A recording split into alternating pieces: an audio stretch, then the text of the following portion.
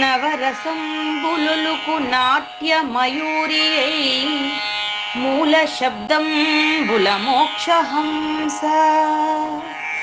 నవరసంబులుకు నాట్య మయూరియై మూల శబ్దంబుల మోక్షహంస. పరమ పవిత్రమౌ పరమాత్మ గీతయే నేడు నాట్యం బాడుచుండెగనుమా. పరమ పవిత్రమో పరమాత్మ గీతయే నేడు నాట్యం బాడుచుండెగనుమ. మునిరతనార్యులు మోదిల్లు శిష్యుండు, మునిరతనార్యులు మోదిల్లు శిష్యుండు సహజాచలుని కంఠ శబ్దరీతి. అజ్ఞానతిమిరంబులంతంబుజేయ అనాదిబోధను వినుము ఆర్యులార. అజ్ఞానతిమిరంబులంతంబుజేయ అనాదిబోధను వినుము ఆర్యులార. వినుము ఆర్యులార. తెలిపే జ్ఞానేశ్వరుల్ గీతన్ దివ్య రీతి. తెలిపే జ్ఞానేశ్వరుల్ గీతన్ దివ్య రీతి. ఆణిముత్యమీ గ్రంథము అచలులార. ఆణిముత్యమీ గ్రంథము అచలులార. ఆదరించిరి గీతను అచల ఋషులు గురుని వాక్కుగా గ్రహించి గురుతుగనుడు. ఆదరించిరి గీతను అచల ఋషులు గురుని వాక్కుగా గ్రహించి గురుతుగనుడు. హరి ఓం శ్రీ గురుభ్యో నమః. ఓం నమో భగవతే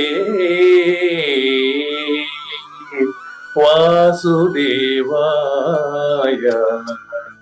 ఓం నమో నారాయణాయ. ఓం నమః శివాయ.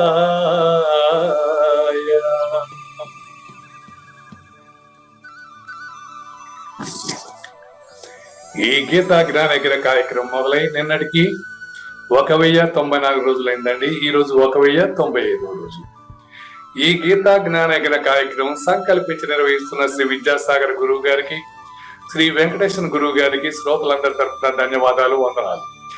ఈనాటి కార్యక్రమంలో పాల్గొన్న ఆత్మస్వరూపులైన శ్రోతలందరికీ కైవల్యాశ్రమం తరఫున, అలాగే శ్రీ శివరామ దీక్షితుల వారి అచల యూట్యూబ్ ఛానల్ తరఫున హృదయపూర్వక స్వాగతం, వందనాలు.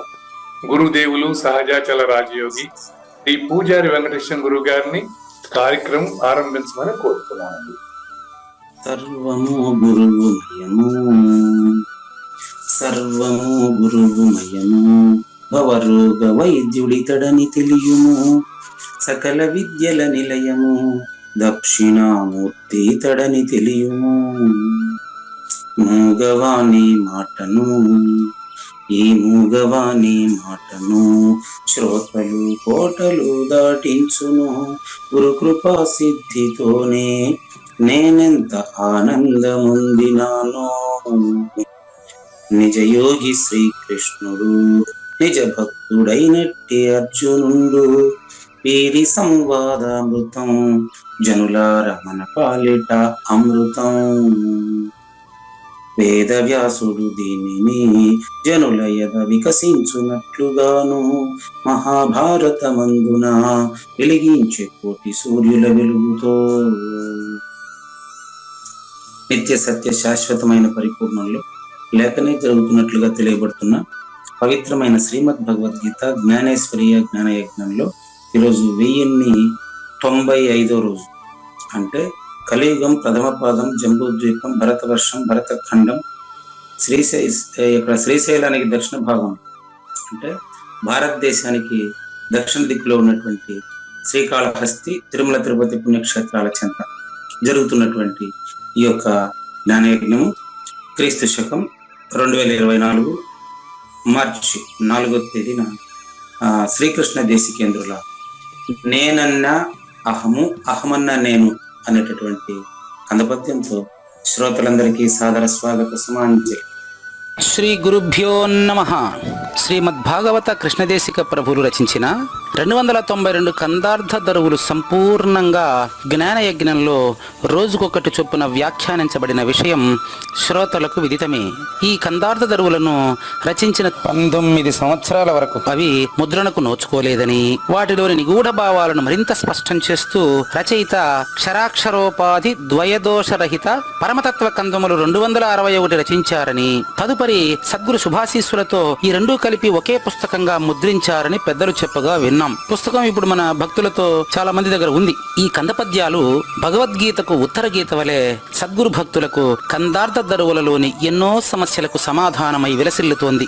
ఎంతో ఉపయోగకరమైనటువంటి ఈ కందపద్యాలను రోజుకు ఒక్కొక్కటి చొప్పున వివరించాలని అడిగిన ప్రత్యక్ష శ్రోతల కోరిక మేరకు జ్ఞానయజ్ఞంలో శ్రీకృష్ణ పరమాత్మ సందేశానికి ముందే ప్రతిరోజు కృష్ణ ప్రభువుల దర్శనం మహద్భాగ్యంగా భావిస్తూ ముందుకు వెళదామా? నేనన్న అహము అహంబన నేను సుమి అహమటంచు నేనెప్పుడంటే నేనప్పుడు బుట్టుట అదిచన నేను గతించుట మటంచు నీ విరుగయ్యా. ఇది మనం ఎరగాల్సింది. ఈరోజు శ్రీకృష్ణ దేశికేంద్రుల 229వ కందపద్యంలో మన ఇద్దరి ప్రార్థన ఆలాపన చర్చకు వస్తుందండి. మీరు ప్రారంభించేటువంటి ప్రార్థన ఏంటి? ఈరోజు మీరు డైలీ ఓం శ్రీ గురుభ్యో నమః హరి ఓం. మీరు ఏం ప్రారంభించినప్పటికీ శబ్దించేవాడిదే శబ్దం. మీరు ప్రార్థించే గురువు అన్నారు తెలుసా? నీలోనే నేనన్న అహము. కానీ యాక్చువల్ గా నాలో ఉన్నాడనే మనం అనుకోం. జనరల్ గా చేసేటప్పుడు ఎక్కడో అన్నట్టు మనం పాడుతూ ఉంటాం. గీత ముగిసింది కాబట్టి ఇప్పుడు ఆ రహస్యాన్ని చెబుతున్నారు గురువు గారు. అదేనండి.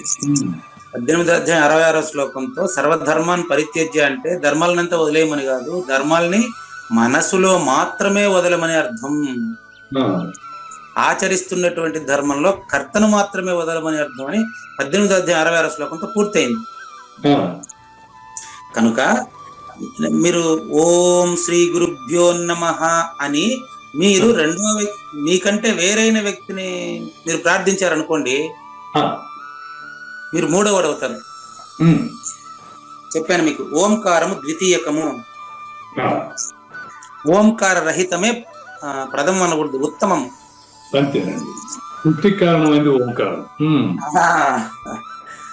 ఓంకారము ద్వితీయకం అండి, ఓంకార రహితము ఉత్తమం అండి. ప్రార్థన మొదలుపెట్టే ఆయన ప్రథమం అండి. బాగా గుర్తుపెట్టుకోండి, ప్రార్థన మొదలుపెట్టే ఆయన ప్రథమము అంటే మొదటి వాడని అర్థం కాదు. ప్రథమము అంటే ఈ రోజు ప్రార్థన ప్రారంభించే వాళ్ళలో మీరు స్టార్ట్ చేస్తారు. ఇప్పుడు మరి గురువు గారు ప్రారంభించేటువంటి ప్రార్థన దానికి అటాచ్ చేస్తాను చూడండి. నేను ఏ మాటతో మొదలు పెడతాను?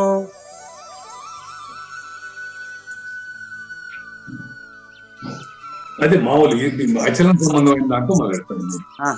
నేను ప్రారంభించే పదం ఏంటి? మీరు ప్రారంభించే పదం ఓం శ్రీ గురుభ్యో నమః. గురువు గారు మనకు బోధ ప్రారంభించే పదం ఏంటి అంటే, ప్రతిరోజు వింటున్నాం కదా మనం, ఆ పదం ఏంటి? మొదటి పదం ఆ, సర్వము గురువుమయం. సర్వము గురుమయం. ఓకే. ఉమ్, సర్వము గురువుమయము ఓకే. అని ప్రారంభించేటప్పుడు కూడా ఆ, సర్వము గురుమయం. ఓం శ్రీ గురుభ్యో నమః అన్న సర్వం గురువుమయం అని చెప్పిన శబ్దమే. అదేలేండి, అదేలేండి. శబ్దమే. ఆ, ఆ, మీరు ఓం శ్రీ గురుభ్యో నమః అంటే గురువు ఎక్కడో ఉన్నాడని చెప్తున్నారు కాబట్టి మీరు మూడో వాడు అంటున్నాను. మీరంటే ఆ విధంగా ఎవరైనా సరే ప్రార్థించే వాళ్ళు, మీకు ఒకరికని కాదు అది. ఆ, ఓం శ్రీ గురుభ్యో నమః అని ప్రారంభించేవాడు ప్రథమ పురుషుడు, థర్డ్ పర్సన్. ఉమ్, ప్రథమ పురుషుడు, థర్డ్ పర్సన్.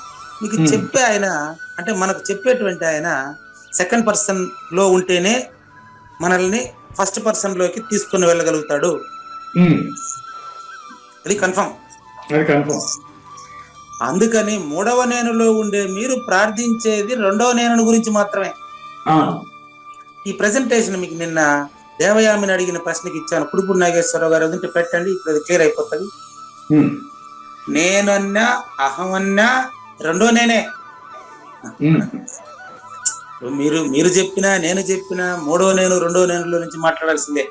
ఉమ్, కుడుపూడి నాగేశ్వరరావు గారికి టెలిగ్రామ్ లో పెట్టాను అది. ఉమ్, అందులో దేవయామిని అడిగిన ప్రశ్న ఏంటంటే, ఆ, గురువు గారు మొదటి నేనును మొదటగా చూసింది ఎవరు? ఆ, రైట్. ప్రశ్న చూడండి. ఉమ్, ఇప్పుడు 3 నేనులు తెచ్చాను మీ ముందర, 3 లేవు, ఉమ్, ఉండేది ఒకటే. ఉమ్, అది నువ్వు. ఉమ్, మాట్లాడే నువ్వు కాదు. చక్కటి ప్రశ్న ఇది. ఓకేనండి. ఉమ్, ఆ, వినే నువ్వు కాదు. ఉమ్, బాగా గమనించండి. మాట్లాడే నువ్వు నేను కాదు, ఉమ్, వినే నువ్వు నేను కాదు. ఆ, మాట లేనట్టి బయలే నిజమైన మొదటి నేను అని నిన్న బాలల మహాయజ్ఞంలో ప్రతిపాదన వచ్చింది. ఉమ్, మత్తః పరతరం నాన్ ఎత్కించి దస్తి ధనంజయ, నాకంటే ఇతరమైంది ఎక్కడా లేదయ్యా, అంతటా ములుగుచ్చదనికి సందులో నేనే ఉన్నాను, మొదటి నేను అని ప్రతిపాదన జరిగింది క్లాస్ లో. ఉమ్, ఆ అమ్మాయికి క్లాస్ అయిపోయిన తర్వాత డౌట్ వచ్చేసింది. ఆ, ఏంది గురువు గారు ఇన్ని రోజులు 248 రోజులైంది ఇప్పుడు అది యజ్ఞం, ఉమ్, బాలల మహాయజ్ఞం. ఆ, మంది 1095 రోజులైంది ఇది. అవునండి. మరి ఇన్ని రోజులుగా చెప్తున్నారు కదా, మొదటి నేను మొదట చూసిన వాళ్ళు ఎవరు నాకు చెప్పండి ఫస్ట్. ఉమ్, మంచి ప్రశ్న కదా. ఆ, మంచి ప్రశ్న అండి ఇది. అప్పుడు నేను అన్న ఆన్సర్ చెప్పా.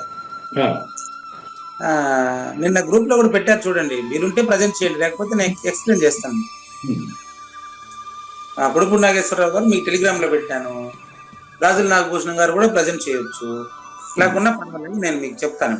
ఉమ్, చూడండి అక్కడ యాజ్ ఇట్ ఈజ్ చదువుతాను చూడండి. ఉమ్, ఆమెకి ఇచ్చినటువంటి సమాధానం. ఉమ్, చూడమ్మా, మొదటి నేనును ఉమ్, ఉత్తమ పురుషుడైన మొదటి నేనును మొట్టమొదటిసారిగా చూసిన వారు ఎవరు అనేది మీ ప్రశ్న. ఉమ్, బాగుంది. ఉమ్, ఇప్పుడు మీ ప్రశ్న కూడా అదే కదా. నా ప్రశ్న కూడా అది. అదే చూడండి, కావూరు నాగేశ్వర ప్రసాద్ గారు, ఆ, అది మీకంటే వేరుగా ఉంటే మీరు చూడొచ్చండి దాన్ని. అది రెండు వాడు చూసేది కాదు, ఇది మనం చూసుకోవడమే. అది మనం అని అంటున్నారు కాబట్టి మీరు వినాలి శ్రద్ధగా. మనం అంటే ఆడ అంతమంది లేరు. నన్ను నేను చూసుకోవడమే. ఎట చూసుకోవాలో ఆయన ఆన్సర్ పూర్తిగా చెప్పనివ్వండి. ఆ, చూడండి, ఉత్తమ పురుషుడైన మొదటి నేను మొట్టమొదటిసారిగా చూసిన వారు ఎవరు అనేది ప్రశ్న. అవును. ఆన్సర్ చెప్పేటప్పుడు మీరు ఆన్సర్ వెనకాల రండి, ముందుకు పోవాలండి. ఉమ్, మొదటి నేను నీకంటే వేరుగా ఉంటే చూడొచ్చండి. అవును. నువ్వే అయ్యిందా, నువ్వెట్ట చూస్తావయ్యా? కనుక ఉమ్, బాగా వినండి, పూర్తయినాక మళ్ళీ మీకు అవకాశం ఇస్తాం, మీరు మాట్లాడండి. అలాగే అట్టాగే. మొదటి నేను మొదటగా చూసిన వారు ఎవరని ప్రశ్నిస్తున్నటువంటి కావూరి నాగేశ్వర ప్రసాద్ మొదటి నేను కాదు. ఉమ్, మొదటి నేను కాదు, ఉమ్, నువ్వే మొదటి నేను. ఉమ్, మీరు పట్టుకోవాలి. ఉమ్, ఏం పట్టుకుంటారో చూసుకోండి, మళ్ళీ చెప్తాను. ఉమ్, మొదటి నేను మొదటగా చూసిన వారు ఎవరని ప్రశ్నిస్తున్నారు అంటే కావూరి నాగేశ్వర ప్రసాద్ మొదటి నేను కాదండి. ఉమ్, నువ్వే మొదటి నేను. ఇప్పుడు నేను ప్రశ్నిస్తా, అదేవిధంగా నాకు అప్లై చేసి చూస్తా చూడు. చూడు, నిన్ను నువ్వు మొదటగా ఎప్పుడు చూసినావు అని నేను నిన్ను అడిగితే రెండవ దాని గురించి ప్రశ్నించడమే తప్ప మొదటి దాని గురించి కాదు. రెండవ దాని గురించి ప్రశ్నించేవాడు duplicate. Okay. Kavuru Nageswara Prasad duplicate. Pujari Venkatesham duplicate. మొదటి నేను గురించి ప్రశ్నించారనుకో కావూరు నాగేశ్వర ప్రసాద్ గాని పూజారి వెంకటేశం గాని, ఆహా ఏమి నా భాగ్యం, నిన్న ఆవిడ ప్రశ్నించారు, ఈరోజు మీరు ప్రశ్నించారు. మొదటి నేను గురించి ప్రశ్నించే, ఇప్పుడు గట్టిగా పట్టుకోండి, ఇప్పుడు మీరు బాగా మీరు అపరోక్షం కావాలా చూసుకోండి. మొదటి నేను గురించి ప్రశ్నించేవాడు మొదటి నేను తానేనని తెలియని వాడే తప్ప. ఏకంగా చెప్తున్నాను, ఇంకా నిదానంగా చెప్పాలా? పర్లేదు చెప్పండి గురు, బాగా క్లియర్ గా ఉంది, ఇబ్బంది అండి. మొదటి నేను గురించి ప్రశ్నించేవాడు మొదటి నేను తానేనని తెలియని వాడే తప్ప మొదటి నేను కానివాడు కాదు. దీనికి ఒక చిన్న దృష్టాంతంతో ముగిస్తాను. ఇప్పుడు ఈత గురించి వివరించమని అడిగేవాడు ఈత రానివాడు, అవునా? ఈత గురించి వివరించమని అడిగాడు ఈత రానివాడు. ఈత బాగా వచ్చిన అనుభవం కలిగిన వాడా? ఇది నా అనుభవం గురించి ఎవరినన్నా ప్రశ్న ఈత కొడితే ఎట్లుంటది ఫీలింగ్ అని ఎవరినన్నా అడుగుతాడా? అయిపోయింది. ఇప్పుడు మీరు అంతే ఆన్సర్. దానికి నాకు వచ్చిన రిప్లై మీకు చెప్తాను. అయ్యా, మీరు నేను సమాధానం చెప్పమని అడిగితే పెట్టినాడు చూడండి. మీకు వచ్చిన రిప్లై ఏంటంటే, మీరు విద్యార్థికి సమాధానం చెప్పమని అడిగితే గురువు గారు మీరు సమాధానం చెప్పలేదు. ఎంత గొప్ప అవగాహన అండి ఆవిడది. నిజమేనండి, నేను మూగోడనిగా చెప్తాను అది డైలీ. మీరు సమాధానం చెప్పలేదు, కానీ ప్రశ్నించిన వారినే సమాధానంగా చూడమనేటువంటి చూపునిచ్చేశారు. ఏమి మా భాగ్యం అని ప్రశ్నించిన వారి స్పందన అది. అది ఆమెకు సంబంధించి. ఇప్పుడు మీరు ప్రశ్నిస్తే ఇప్పుడు అది ఆమెకే చెల్లుతుంది, వాక్యాలు మీకు సంబంధంగా కాదు. ఇప్పుడు మీరు దీంట్లో మీరు క్వశ్చన్ చేయాలి. అట్లా చెప్పిన దాని ప్రకారం ఏంటంటే, నేను ఉత్తమ పురుషుడని నేను తెలుసుకున్నాక నేను ఉత్తమ పురుషుడు ఎవరు మొదటి పురుషుడు అనేది నేను అడగడానికి లేదు అక్కడ పాయింట్. అది అది అంతే అంతే కదా. తెలిసినాక ఈత గురించి వాడు అడిగాడు, తెలుసు ఉత్తమ పురుషుడైన మొదటి నేననే వాడికి తెలిసింది. తెలిసినాక ఇంకా ప్రశ్న ఎక్కడ ఉంది? ఆ తెలియనప్పుడు పిలిచినప్పుడు రెండో వాడు వేస్తాడు, తనలో ఉన్న రెండో నేనుతోనే వేసుకుంటాడు. అది అది మూడో నేను రెండో నేనుల మధ్యనే ప్రశ్న సమాధానాలు తప్ప ప్రశ్నించేవాడు సమాధాన స్వరూపమేనని తెలియనంత మాత్రం చేత వాడు సమాధాన స్వరూపం కానివాడవుతాడా? మీ నుంచి మరింత క్లారిటీ వచ్చేస్తుంది నాకు. మరి చిన్నపిల్లలప్పుడు పిల్లల పేరెంటాలు అంటే పిల్లలు బొమ్మలకు పెళ్లిళ్ళు చేసినంత మాత్రాన వాళ్ళు పెళ్లి గురించి తెలియని వారు అవుతారా? అప్పుడు తెలీదు. తర్వాత వాళ్ళు సంసారులు అయ్యి గృహస్థ అయిన తర్వాత పిల్లలంటే వాళ్ళకి తెలియబోయే వాళ్ళే.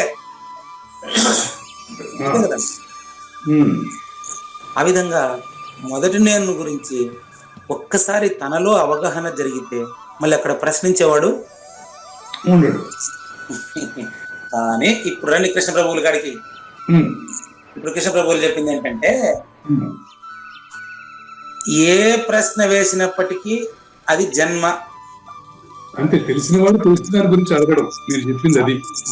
అదే నేను చెప్పింది కాదు, సద్గురు అంతే అంతే అంతే. అదే ఇప్పుడు నేను అన్న అహమో, ఇప్పుడు ఇక్కడ 3 నేనులు చెప్పున్నాను కాబట్టి మీకు నేను ఎక్స్ప్లెయిన్ చేస్తాను, అది నా డ్యూటీ. నేను అన్న అహము అంటే అది డూప్లికేట్. ఓకే. అహము అన్న నేను సుని, ఇది 2-3 నేనులు కలిసినటువంటి డూప్లికేటే. దీనికి సాగు పుట్టుకలు ఉంటాయి. ఎట్టా ఉమ్, జ్ఞానయజ్ఞంలో నేను ప్రారంభించడమే పుట్టుక, ఉమ్, జ్ఞానయజ్ఞంలో ముగించడమే చావు. ఉమ్, నంబర్ 1. ఇంకొక రకం, ఉమ్, జస్ట్ మీకు అర్థం కావడం కోసం, ఆ, నిద్రలేయడమే జననం, గురుగారు. నిద్రపోవడమే మరణం. ఆ, రెండైనాయి. ఉమ్, మిగతా మామూలు మూడోది మీకు తెలుసు. ఉమ్, తల్లి కడుపు నుంచి బిడ్డ వేరైనప్పుడు జననం అంటున్నారు, ఉమ్, పుడమి తల్లి కడుపులో లయమైనప్పుడు మరణం అంటున్నారు. ఉమ్, నిజానికి జననం మీద మరణం, మరణం మీద జననం ఆధారపడి ఉంది కానీ ఈ రెంటికంటే వేరే ఉండే మొదటి నేను ఏముందండి ఉమ్, చూసుకోండి. కాబట్టి అహము అంటే అంతఃకరణము, మనసు, అవిద్య. ఉమ్, ఈ అవిద్య పుడుపు అది పూజారి వెంకటేశంలో ఉంటుంది. అవిద్య జీవుడుగా, ఉమ్, ఈశ్వరుడుగా మూల అవిద్య ఉంటుంది. ఉమ్, ఓంకారము ప్రకృతి పురుషులు ద్వితీయకం అది. ఉమ్, బా ఏం క్లారిటీ అండి! లక్ష్మీనారాయణమ్మ కొన్ని సంవత్సరాల ముందే నాకు ఇచ్చిన క్లారిటీ ఇది. ఉమ్, దాన్ని నాదైన శైలికి మీకు వినిపిస్తాను. ఉమ్, చూసుకోండి. మీరు ఓం శ్రీ గురుభ్యో నమః అని మొదలు పెడతారు కదా. ఉమ్, అవును ఆ? గురుగారు. ఓంకారము ప్రకృతి పురుషులు ద్వితీయకం. ఉమ్, నాగేశ్వర ప్రసాద్ మాట్లాడతాడు, ప్రశ్నిస్తాడు, మళ్ళీ గురుభ్యో నమః ప్రారంభిస్తాడు, సెకండ్ పర్సన్. ఆ, నాగేశ్వర ప్రసాద్ గారు మాట్లాడేది ఏం తెలుసా? ఆ, అహంకారము జీవుడు ఈశుడు. నేను జీవుడు అనేది మనిషే, నేను దేవుడు అనేది మనిషే. ఆ, ఈ అహంకారము అంటే జీవుడు ఈశుడు ద్వయము. ఆ, ఓంకారం అంటే ప్రకృతి పురుషద్వయము. ఉమ్, ప్రకృతి పురుషద్వయము, జీవుడు ఈశుడు ద్వయము ఒక్కటే. ఉమ్, ప్రకృతి పురుషద్వయంలో నుంచి స్పష్టంగా జీవుడు ఈశ్వరుడు అనే ద్వయమైన శిష్యుడికి ప్రకృతి పురుషుడు అనే ద్వయమైనటువంటి గురుమూర్తి చెబుతూ ఉంటాడు. ఉమ్, శిష్యుడు కూడా ప్రకృతి పురుషద్వయమైనటువంటి ఓంకారాన్ని అపరోక్షత చెంది ఓంకార రహితాన్ని గురువు ద్వారా సూచన పొంది నువ్వే పరిపూర్ణుడని తెలుసుకుంటుండే సమయంలో ఉమ్, మళ్ళీ ఇంక నేననే భావన ఏడ మిగులుతుంది మీకు? అదేలేండి గురుగారు. కాబట్టి నేను అన్నా అహము అన్నా అది ఒకటే. ఒకటే. ఉమ్, అహము అని అంటున్నంత వరకు, నేనని అంటున్నంత వరకు నేను ఉన్నానన్న తప్పే, లేదన్న తప్పే. ఉమ్, నాకు పరిపూర్ణం తెలిసింది అన్న అబద్ధమే, తెలియలేదన్న అబద్ధమే. ఆ, తెలియలేదంటే అబద్ధం, ఉమ్, ఎందుకంటే నీకంటే వేరుగా లేదు. ఆ, నాకు తెలుసన్న అబద్ధమే. నువ్వేట తెలుసుకుంటావు దాన్ని? నువ్వే కదా, ఆ, నువ్వేట తెలుసుకుంటావా? అంతేలేండి. మొదటి నేను తానేనని తెలిసింది మొదటి నేనుకే. సరిపోయిందా? అంతేనండి. అంతే. ఇప్పుడు మీరు ఎంత పర్ఫెక్ట్. మొదటి నేను తానేనని తెలిసింది మొదటి నేనుకే. నేను అడిగిన ప్రశ్నకు సమాధానం అదే. అంతేనండి, అది మీరు చెప్పింది. మీ ద్వారా చెప్పారే గాని నేను చెప్పలేదు. చెప్పేదానికి నేను లేదు, వినేదానికి నేను లేదు. కాబట్టి అవిద్య అంతఃకరణ ప్రతిబింబమే జీవుడు, మూల అవిద్య దాని ప్రతిబింబమే ఈశ్వరుడు. రెండూ తెలిసింది నాలోనే. అంటే రెండో నేను మూడో నేను సంబంధించినటువంటి మూలం లేని గుర్తిరిగే శరీరం ఏమీ లేని దాంట్లోనే ఈ నేను లవము లవము లవము హారము ఈ నేను ఏకంగా తెలుస్తుంది కానీ ఏకం కాదు. మొదటి నేనులో లేకనే గుర్తిరుగుతున్నటువంటి రెండవ నేను మూడు నేనులుగా గుర్తిరుగుతుంది అనే విషయాన్ని తర్వాత ఎపిసోడ్ లో 231 పద్యంలో చూస్తాం.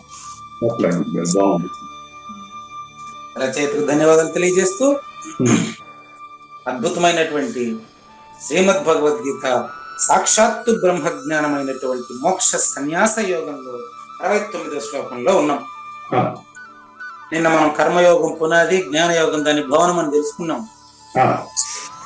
కర్మయోగ పునాది పైన జ్ఞానయోగం అనే భవనం నిర్మించి కావూరి నాగేశ్వర ప్రసాద్ పూజారి వెంకటేశానికి సూచన చేసి నువ్వే మొదటి నేను అనే అపరోక్షత చెందించారు. ఇలా చెందించిన తర్వాత ఈ యొక్క భగవద్గీత జ్ఞానాన్ని, అచల పరిపూర్ణ జ్ఞానాన్ని అధికారిని గుర్తించి మాత్రమే బోధించు. అధికారి కాని వాడికి చెప్పొద్దు అనేది 67వ శ్లోకం. 68 వచ్చి అధికారిని గుర్తించి దీన్ని చెప్పేవాడు ఎలా ఉంటాడు అని చెప్పారు. అది అతడు మొదటి నేను తెలిసినవాడు అని అర్థం. అంతే, తనలో ఉన్న తననే తెలిసే తానే. కాబట్టి మొదటి నేను తెలిసినటువంటి వాడు మాత్రమే అబద్ధపు గుర్తైనటువంటి శిష్యుడిని మొదటి నేనుగా చూపించగలడు, చూపు ఇవ్వగలడు. అవును. ఎలా ఇస్తాడు, ఎప్పుడు ఇస్తాడు, ఎక్కడ ఇస్తాడు అనే దానికి ఇప్పుడు మనం శ్రీ భగవాన్ ఉవాచ నచ తస్మాన్ మనుష్యేషు తస్మాత్ మనుష్యేషు కశ్చిన్మే ప్రియకృత్తమః కచ్చిత్ మే ప్రియకృత్తమః భవితా నచ మే తస్మాత్ భవితా నచ మే తస్మాత్ అన్యః ప్రియతరో భువి. అన్యః ప్రియతరః భువి. చూడండి, 84 లక్షల జీవరాశుల్లో ఉత్తమ జన్మ మానవ జన్మ తీసుకున్నటువంటి ఆ యొక్క సద్గురుమూర్తి ఈ భగవద్గీతను ఎప్పుడైతే అర్హుడిని గుర్తించి అతనిని కూడా అచల పరిపూర్ణుడుగా సూచన చేశాడో అటువంటి వాడికి సమానమైన వాడు, ప్రియమైన వాడు నాకు ఇంతవరకు లేదు, భవిష్యత్తులో కూడా ఉండడు. అంటే ఇప్పుడు ఉన్నాడని అర్థం. ఇది టాపిక్ ఒకటి గుర్తుపెట్టుకోండి. అంటే ఇక్కడ మూఢవాచల మహాసభలో మాట్లాడబోయే వాళ్ళందరికీ సబ్జెక్ట్ ఉండదు.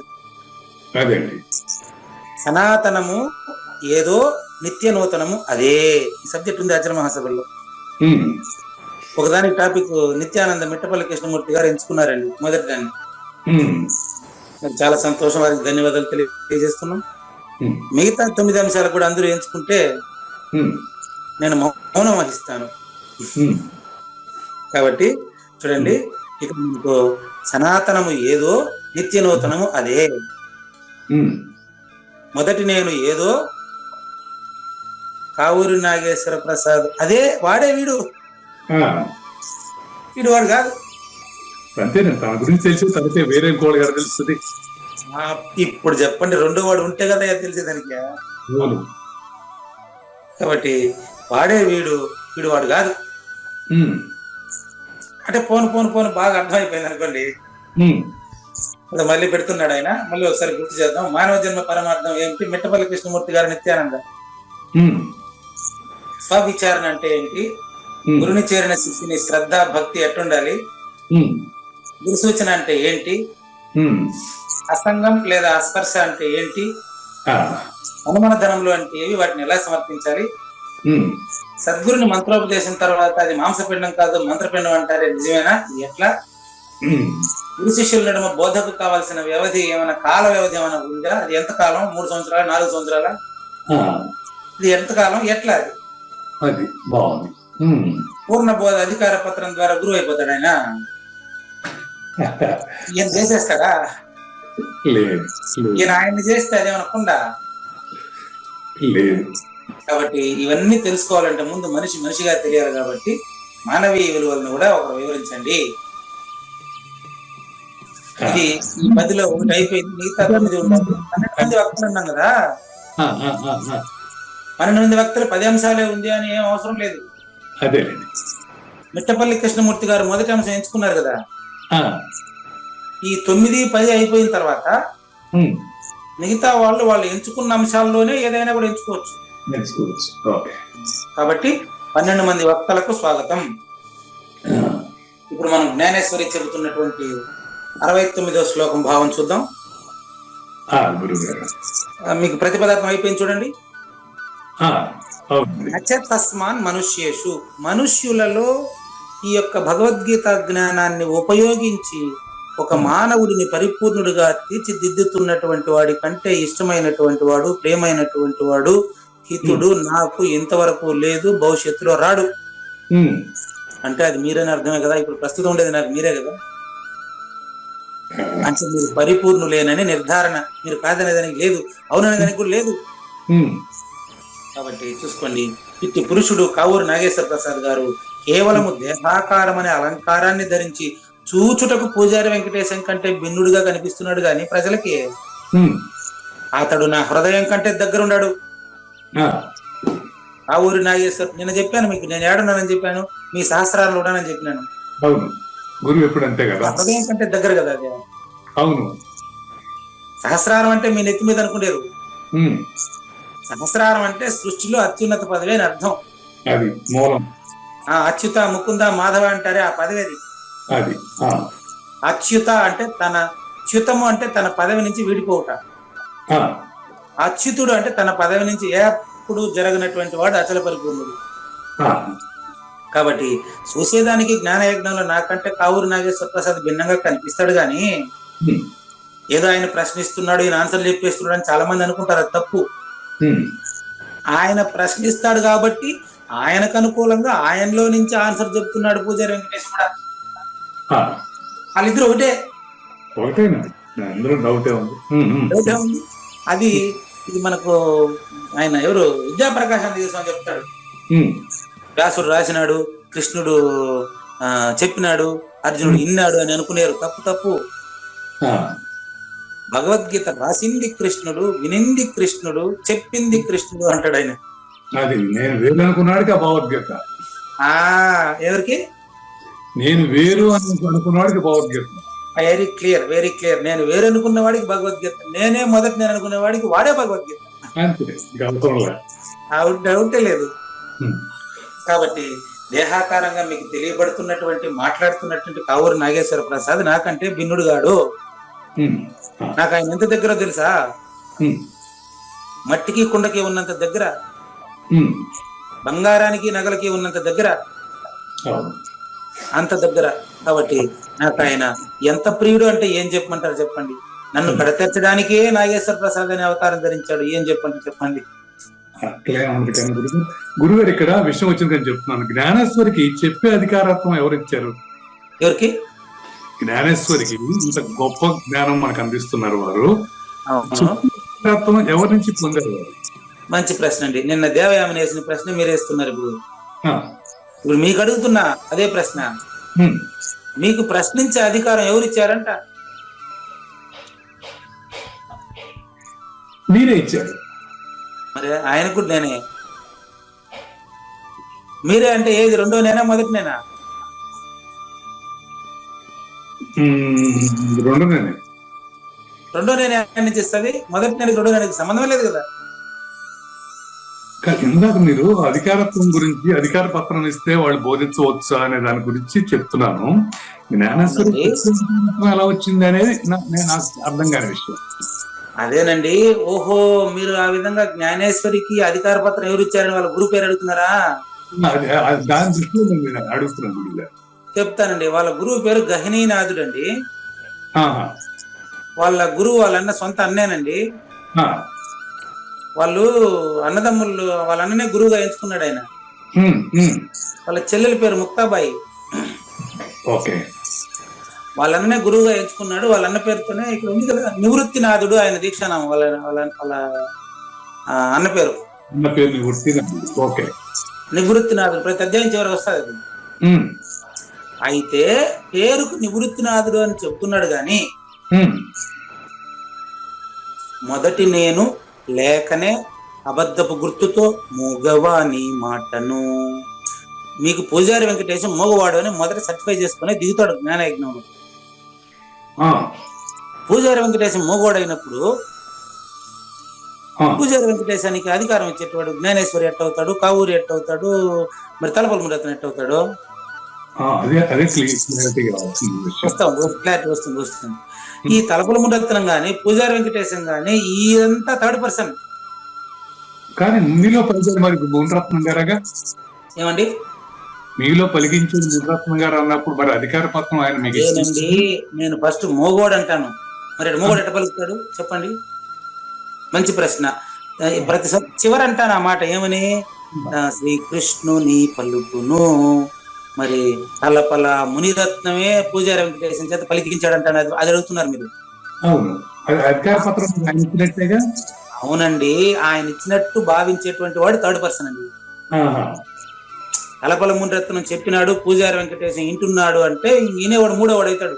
మూడోవాడు అవుతాడు. అది తలపల మునిరత్నమైన, పూజారి వెంకటేశమైన, కావూరి నాగేశ్వర ప్రసాద్ అయినా ఉమ్, వీళ్ళందరిలో ఉండేటువంటి మొదటి నేను ఏదైతే ఉందో ఉమ్, ఆ మొదటి నేను ఎవరికి ఇవ్వదు, తీసుకోదు, సావదు, పుట్టదు, పెరగదు, అంతటా నిండి నిబిడీకృతమై ఉంది కదా.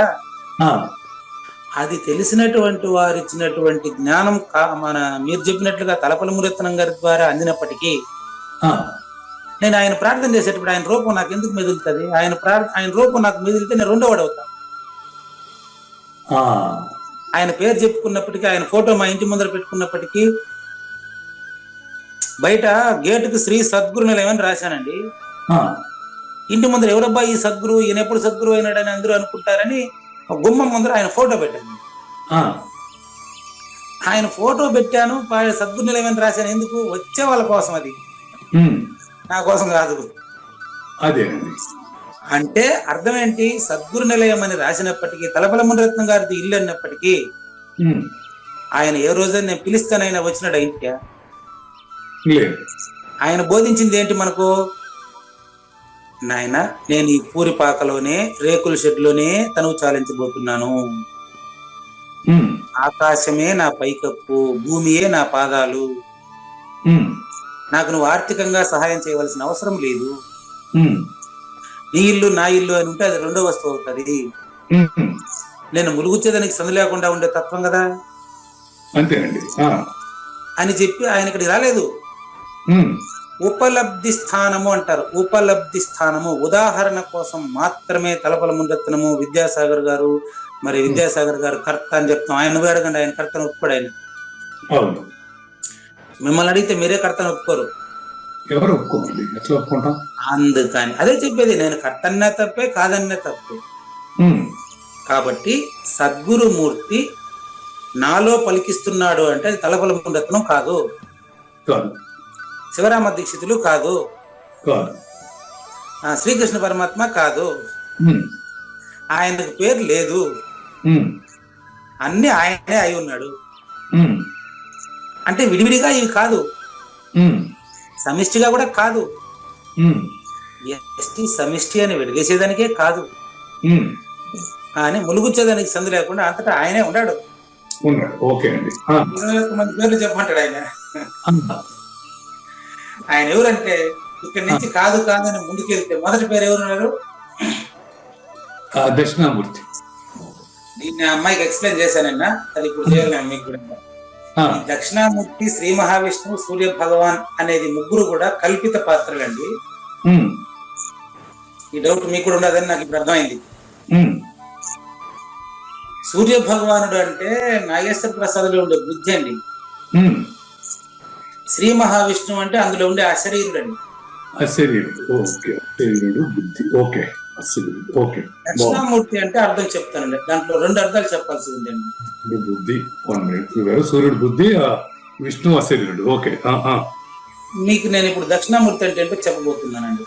ఆ, అది ఒకటే అయినప్పటికీ నీకు 2 రకాలుగా చెప్పాలి. ఇప్పుడు నేను నిన్న మాట రాశాను, లేనిది లేదు, ఉండేది ఉంది. ఈ 2 విషయాలు కాదు, నీ ఒక్కడి గురించి అని చెప్పాను చూడండి. అట్లా దక్షిణామూర్తి అంటే అర్థం ఏంటంటే, నిన్న అభయానందం గారు తక్కువ ఒక పోస్ట్ పెట్టారు, నేను ఈ 10 అంశాలకి వక్తలను అడుగుతానే. అదేంటయ్యా పిల్లోడు నన్ను వదిలేసినావు, దక్షిణామూర్తి సభ కదా మొదటి సభ, నా ప్రశ్నలు ముందు పెట్టు, నేను పిల్లోడనే అంటాడు ఆయన చమత్కారంగా. అక్కట బాలకుడు అయ్యాను కదా అంటాడు. అంటే దక్షిణామూర్తి అంటే అర్థం ఏంటంటే అతనికి చావు పుట్టుకలు లేవు అని వర్ణిస్తారు కదా. చెప్తాను మీకు. దక్షిణామూర్తి అంటే అర్థం ఏంటంటే దా అంటే ఇచ్చుట. బాగా గమనించండి. దక్షిణ విశ్వదాభిరామ వినురవేమల విశ్వద దా అంటే విశ్వం అనే జ్ఞాపకాన్ని ఇచ్చేయడమే విశ్వద. అభిరామ అంటే విశ్వం యొక్క గుర్తును గురువుకి ఇచ్చేసిన తర్వాత తనలో తాను రమిస్తుండేవాడే విశ్వదాభిరాముడు. బాగా గమనించండి. విశ్వం అంటే విశ్వసించబడేదండి. విశ్వద అంటే విశ్వసించబడుతున్న అబద్ధపు గుర్తుని గురువు గారికి ఇచ్చేశాడండి. విశ్వసించబడుతున్న అబద్ధపు గుర్తుని గురువు గారికి ఇచ్చిన తర్వాత ఆయన రాముడు మామూలు రాముడు కాదండి, అభిరాముడు అండి, సుగుణాభిరాముడు అండి, సకల సుగుణాభిరాముడు అండి, గుణాతీత రాముడు అండి, రమిస్తున్న రాముడు అండి. కాబట్టి విశ్వద అభిరామ వినురవేమ అంటే నాయన నువ్వు ఎవరి నుంచి వింటాండావు, సాక్షాత్ దక్షిణామూర్తి నుంచి వింటాండావు అని అర్థం. ఇప్పుడు దక్షిణ అంటే ఇవ్వడం కదా, దేన్ని, అది కావాలి నాకు. ఇప్పుడు దేన్ని నన్ను నేను ఇచ్చుకోవటమే. నిన్ను నేను ఇచ్చుకున్నటువంటి నువ్వు దక్షిణామూర్తి. ఇప్పుడు నువ్వు 10 మందికి చెప్పదగిన దక్షత కలిగి ఉన్నావు కాబట్టి దక్షిణామూర్తి. నన్ను నేను ఇచ్చుకోవటం, ఓకే, ఇచ్చుకోవటం ఇచ్చుకున్నావు కాబట్టి దక్షిణామూర్తి కాదు గురుగారు. నాకేమనిపిస్తుందంటే, మీరు అనుకోదు, మీలో మీ అధికారత్వానికి ఈ అనేక మంది శిష్యుల యొక్క యాక్సెప్టెన్స్ మీలో అధికారత్వాన్ని ఇచ్చిందని నేను అంటాను గురుగారు. ఎవరికైనా కూడా అది మీరు శిష్యుల వైపు నుంచి ఆలోచించి చెప్పే మాట. అది వినేవాళ్ళ యొక్క యాక్సెప్ట్ వలన చెప్పేవాడికి అధికారత్వం వచ్చిందని నేను అంటాను గురుగారు. లౌకికంగా కరెక్టే, పారమార్థికంగా కాదు. చెప్తున్నా కదా, యాక్సెప్టెడ్. లౌకికంగా యాక్సెప్టెడ్, పారమార్థికంగా కాదు. ఎట్టని కూడా చెప్తానండి, చూద్దాం. లోకేష్ గారు వచ్చారండి, అయ్యో మీరు ఇది అది ఇది అని వచ్చారండి. ఆర్థిక లావాదేవీలు మొదలుపెట్టి వెను తిరిగారండి. ఆయన నాకు అధికారం ఇస్తే నేను గురువా? ఇంకోటి ఇస్తే అధికారం ఏముంది గురువు? అధికారం అంటే మనంతా మనకి మన యొక్క దీని యొక్క కెపాసిటీని బట్టి మనం యాక్సెప్టెన్స్ మనకు వచ్చేది కాదండి. అది సహజ సిద్ధి. మీరు సహజ అచల రాజయోగి, ఒకరు ఇవ్వాల్సిన అవసరం లేదు. మీరు అది మీరైనప్పుడు మీరు అడగరు. మనం మరి ఒకరిని గురువుగా భావిస్తాం, ఒకరిని గురువుగా భావించదు. దాని కారణం ఏంటి? మరి అందరిని గురువుగా భావించాలి కానీ మరి వాళ్ళు భావించేవాడు తప్పు. ఒకరిని గురువుగా ఒకరిని శిష్యుడుగా భావిస్తున్నాడు అంటే భావించేవాడి భావన అది. భావన భావించేవాడి కంటే వేరు కాదు. శిష్యుడు గురువుని గురువుగా భావిస్తాడు, గురువు శిష్యుడిని శిష్యుడుగా భావిస్తే ఆయన గురువే కాదు. అంటే గురు శిష్యుల గురించి చెప్పలేదు గురువు గారు. నేనేమంటానంటే, ఒక గురువుని ఒక 50 మంది ఒక గురువుని అదిగా భావిస్తే ఆ గురువుని ఇంకో అతను గురువుగా భావించడు అంటున్నాను. 50 మంది గురువుగా భావించడం వల్ల ఆయన గురువు కాలేదండి. గురువుగా ఎందుకు భావించడం లేదు ఇక్కడ? మరి ఉన్నప్పుడు మరి అది వేరేవాడు కూడా మిగతా 50 మందితో పాటు వేరేవాడు కూడా భావించాలిగా. చెప్తా వినండి, మీరు అడిగినారు ప్రశ్న బాగుంది, చెప్పనివ్వండి. 50 మంది ఒక అతనిని గురువుగా భావించడం వలన అతని గురుత్వం రాలేదు. వినండి వినండి, ఈ 50 మందిని ఆయన గురువుగానే భావిస్తున్నాడు కాబట్టి ఆయన సహజంగానే సద్గురు.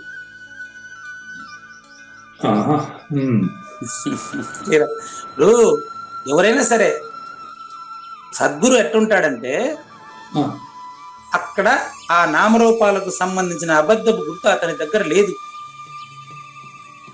మీరు అచల మహాసభల్లో మాట్లాడబోయే వాళ్ళందరికి ఇక్కడనే బాగా ఎక్స్ప్లెయిన్ చేస్తున్నారు, మీరు చేపిస్తున్నారు నన్ను. అదేనండి, 50 మందో 100 మందో 200 మందో గురువుగా భావించి కుర్చీ మీద కూర్చోబెట్టి పూజ చేసేస్తే ఆయన గురువు అయిపోడు. కొత్తగా అవ్వాల్సిన అవసరం లేదు. ఆయన ఈ చేసిన వాళ్ళంతా కూడా గురువే అంట. నేను పూజ చేసినటువంటి వాళ్ళు ఎవరైతే ఉన్నారో వీళ్ళలో ఆ గురుత్వం తెలుసుకోవాలనే ఆ జిజ్ఞాస కలిగి ఉంది కాబట్టి పూజ చేసేవాడిలో చేయించుకునే వాళ్ళు ఇద్దరిలో ఉండే ఆయన్ని మాత్రమే గురువు అంటారు. అది తెలిస్తే ఆయనకి శిష్యుడు ఉండడు. ప్రూఫ్ శ్రీకృష్ణ పరమాత్మను చూడాలని ఎన్నో గేట్లు దాటుకొని పోయినటువంటి కుచేలుడు గురువే. అది నిరూపించడానికి కుచేలుణ్ణి తన కుర్చీ మీద కూర్చోబెట్టి 8 మంది భార్యలతో సేవ చేసి ఆయన నీళ్ళు ఈయన నెత్తి మీద జల్లుకొని 8 మంది భార్యలతో విసనకర్రతో వీపించాడంటే కుచేలుడు గురువు కాదనే?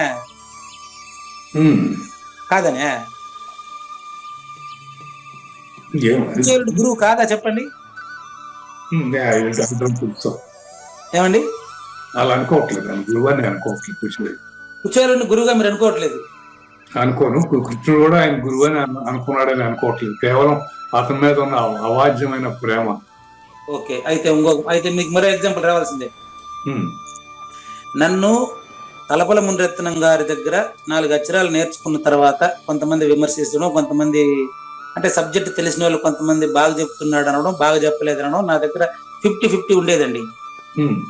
పూజారి వెంకటేశం దగ్గర ఉన్నది ఉన్నట్లుగా విమర్శించడం అట్లంతా చేయడం వల్ల 50-50, సగం మంది విమర్శిస్తూ సగం మంది అట్టా ఇట్టా ఉన్నారండి. అక్కడెక్కడనో పశ్చిమ గోదావరి, తూర్పు గోదావరి జిల్లాలో మరి సద్గురు శ్రీ క్షరాక్షర విలక్షణ సత్యనారాయణ సమేత విమలాంబ వీరలక్ష్మి పుత్రుడు నాగేశ్వరరావు గమనించాడండి. వాళ్ళమ్మ పంపించారండి. అతను వచ్చి పిలుచుకొని పోయి మరి అక్కడ గురువుగా పెట్టి పూజ చేశారండి.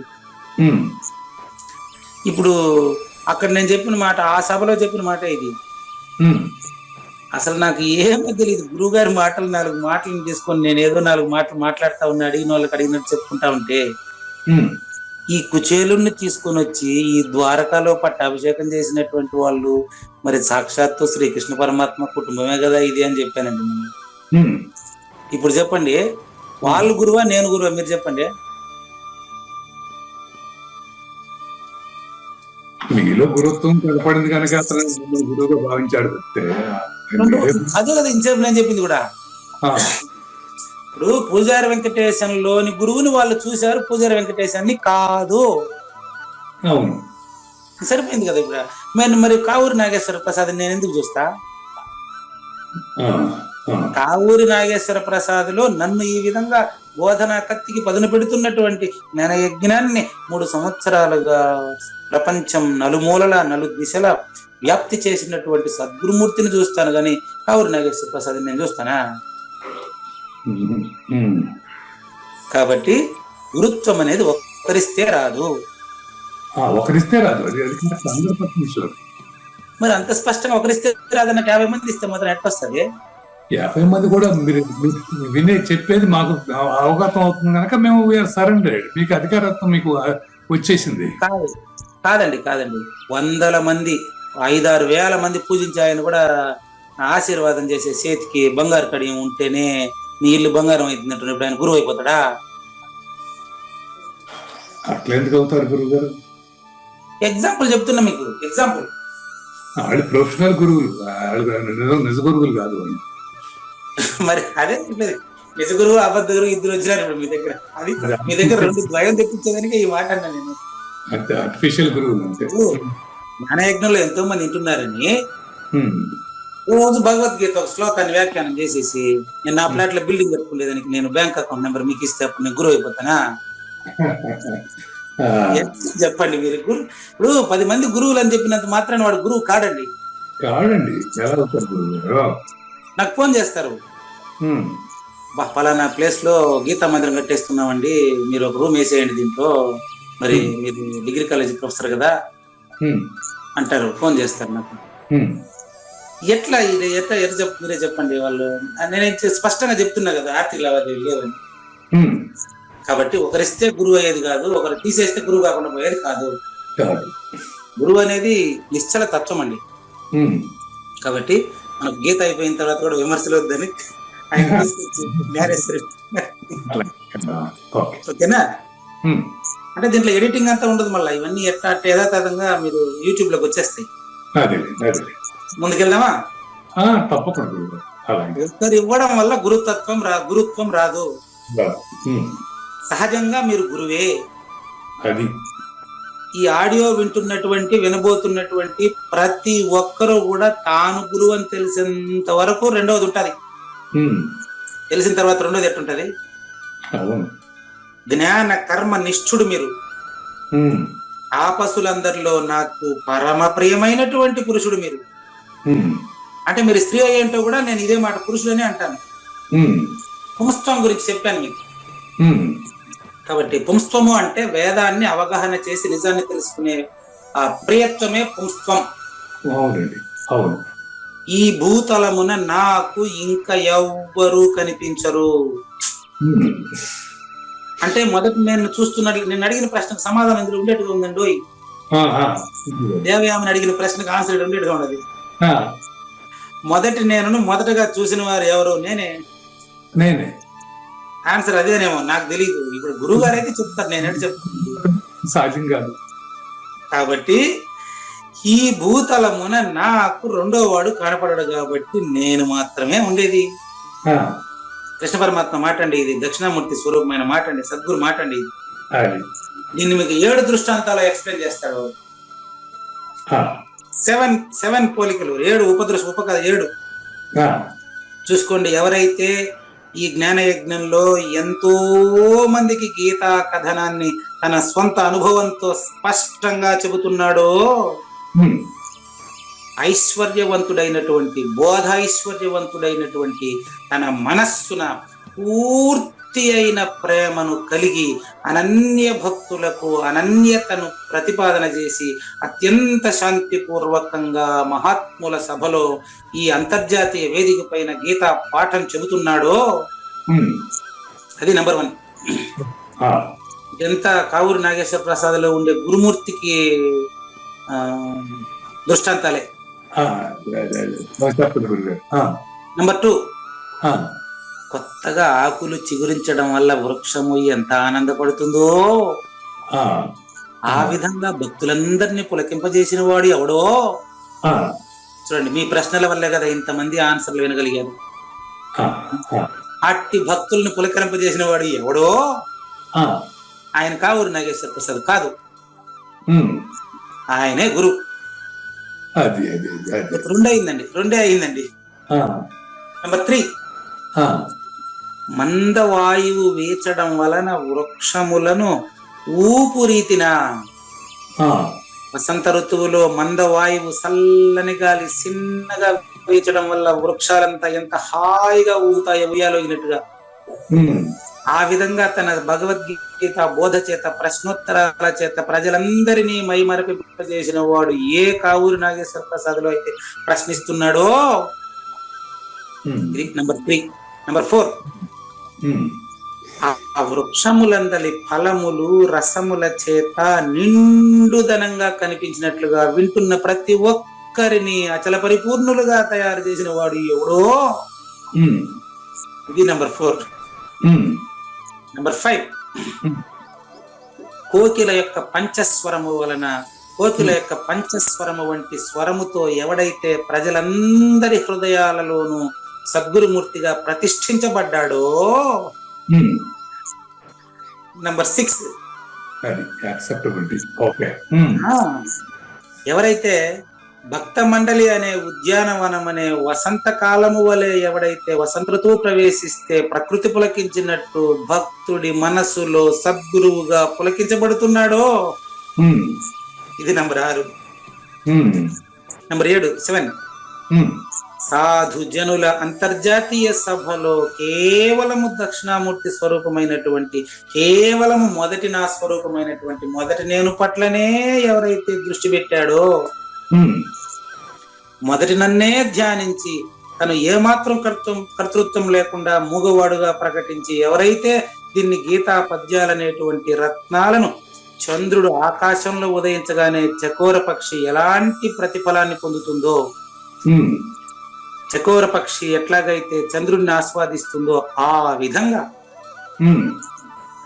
నెమలి యొక్క పులకింతకి వర్షం ఎలాగైతే సహాయపడుతుందో ఆ విధంగా పూజారి వెంకటేశం సందేహాలన్నీ తన సందేహాలుగా ప్రకటించి ప్రజలందరికీ ఎవరైతే వినిపించారో ఆ విధంగా నూతన జల మేఘము వచ్చినప్పుడు నెమలి సంతోషపడినట్లుగా పురివిప్పి నాట్యం ఆడినట్లుగా ప్రజల హృదయాలంతా ఏ విధంగా అయితే ఉద్భూతలవుతున్నావో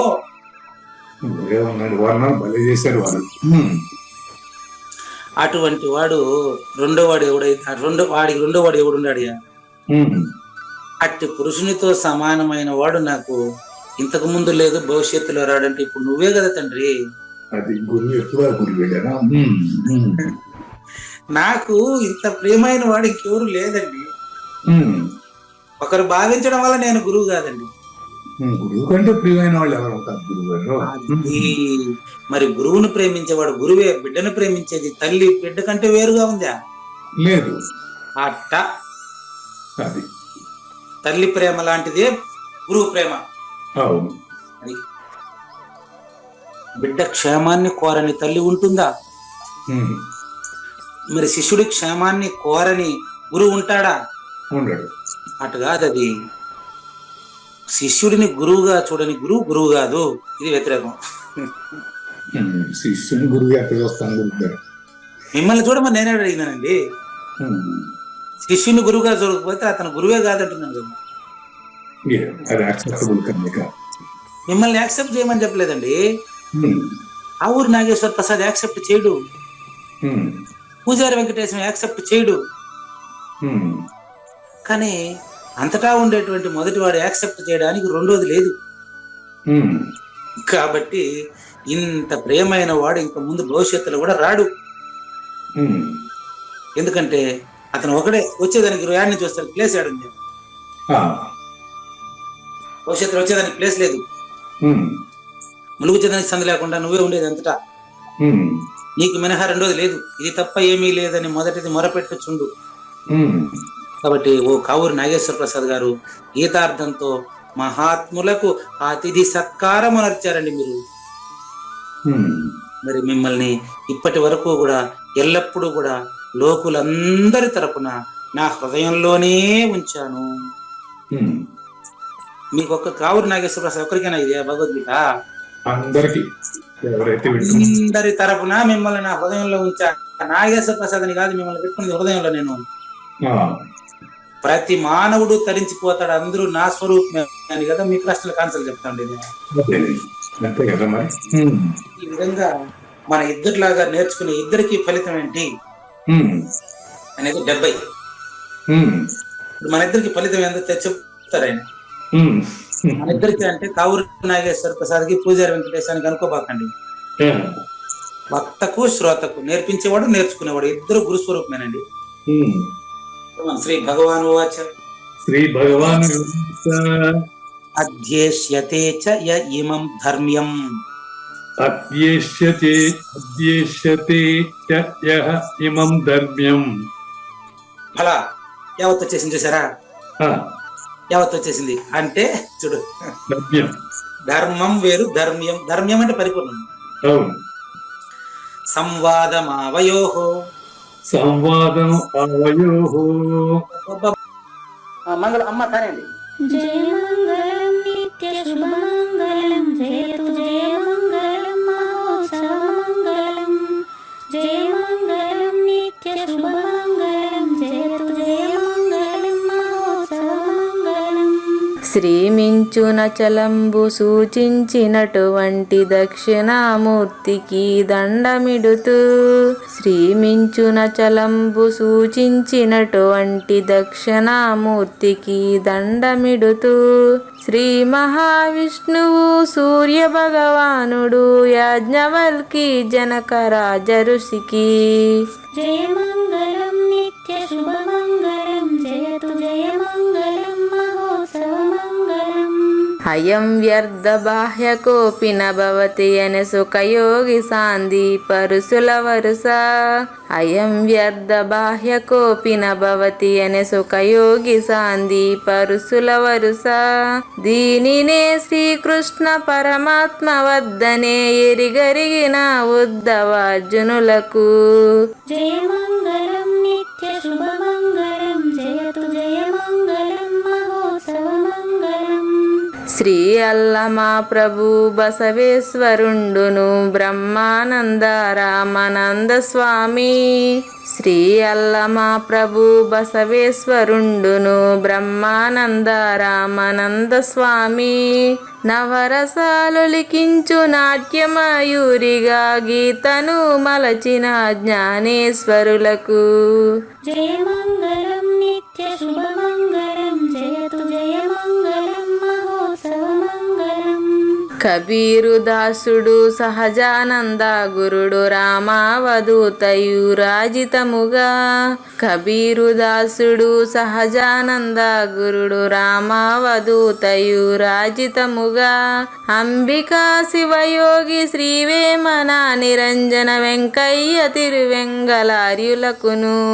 జయ మంగళం నిత్య శుభమంగళం జయతు జయ మంగళం మహోత్సవ మంగళం. శ్రీ బృహద్వాశిష్ట సిద్ధాంతమును చేసి జనన మరణ భ్రాంతి జడుపు బాపి. శ్రీ బృహద్వాశిష్ట సిద్ధాంతమును చేసి జనన మరణ భ్రాంతి జడుపు బాపి. అచల సాంప్రదాయమవనిలో కొలిపి అందించినట్టి శివరాములకును జయమంగళం నిత్య శుభమంగళం జయతు జయమంగళం మహోత్సవమంగళం. మెప్పైన బోధలచ తిప్పలు బాపిన అప్పయ్య మంత్రియు అచల గురులు మెప్పైన బోధలచ తిప్పలు బాపిన అప్పయ్య మంత్రియు అచల గురులు పరశురామ సీతారామ స్వామి ప్రభులు నరసింహ యోగి గురువర్యులకును జయమంగళం నిత్య శుభమంగళం జయతు జయమంగళం మహోత్సవమంగళం. కంద కందార్థములనందించి బృందముకు రంది పాపిన కృష్ణ ప్రభువునకును కంద కందార్థములనందించి బృందముకు రంది బాపిన కృష్ణ ప్రభువునకును పలుకులా కందనిది పరబయలు ఇది అని పలికిన ఫీల్కాన లక్ష్మణునకు జయమంగళం నిత్య శుభమంగళం జయతు జయమంగళం మహోత్సవమంగళం. ఫీల్కాన లక్ష్మణుల ప్రియ శిష్యవర్యుండు అవధూతయని పేరావనియందు ఫీల్కాన లక్ష్మణుల ప్రియ శిష్యవర్యుండు అవధూతయని పేరావనియందు పాఠాలు నేర్పించి పీఠాలు ఏర్పరచి శంఖబాపిన వెంకటేశ్వర అవధూతకు జయమంగళం నిత్య శుభమంగళం జయతు జయమంగళం మహోత్సవమంగళం. బట్టబయలున ఎరుక పుట్టనే లేదని బాలాజీ సింగు ఈ కీలు తెలిపే బట్టబయలున ఎరుక పుట్టనే లేదని బాలాజీ సింగు ఈ కీలు తెలిపే మూలమూలేనట్టు ఎరుకేమి లేదని తెలియజెప్పిన మునిరత్నమార్యులకును జయమంగళం నిత్య శుభమంగళం జయతు జయమంగళం మహోత్సవమంగళం.